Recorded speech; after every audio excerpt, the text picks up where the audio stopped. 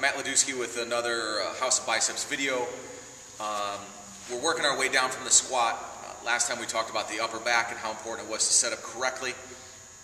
So what we're doing now is we're working down into the torso. We're going to talk about the abs today, or using your belt correctly. So a lot of times people put their belt on, they'll crank it real tight, and then the old way of explaining it was, oh, push your belly out against the belt, things like that.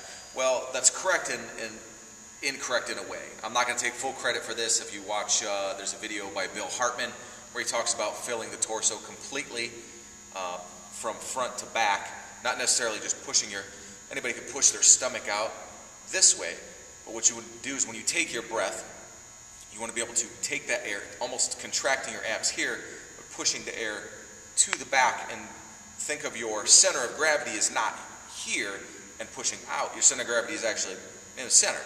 So when you push out, you want to push out from the center in all directions, making a wider circumference, because wider is better. It's going to give you more out of the bottom. It's going to keep you tighter, and it's going to allow you to transfer the strength from your legs all the way to the bar. So when you take your breath, you want to take it into the belly, not into the lungs. Your shoulders shouldn't be raising like a lot of people do. So when you breathe in, when you push, you should feel pressure in your back, not just out in your belly.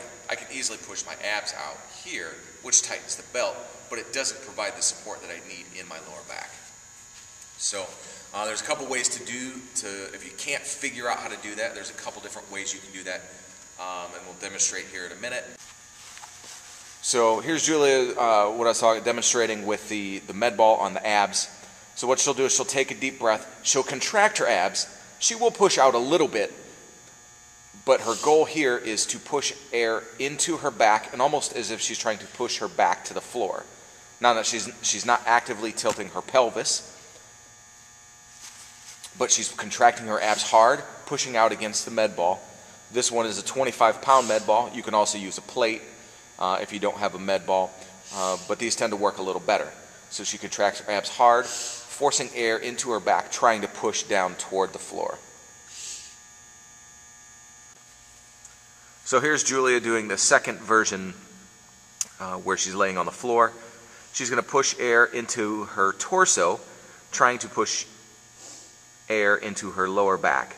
Now her pelvis is moving because she's pushing air violently into her torso, in where she'll try to contract as hard as she can to stabilize the spine. And that's the main reason why we're taking air into our belly, is it'll stabilize the lower back and keep things locked in.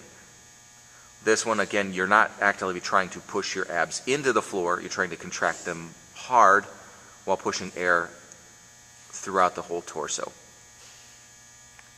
And lastly, if you're still not sure if you're doing it correctly, you can have one of your training partners squeeze around your waist, and as you take air into your belly, they should feel your low back and obliques tighten up as you're expanding throughout the torso.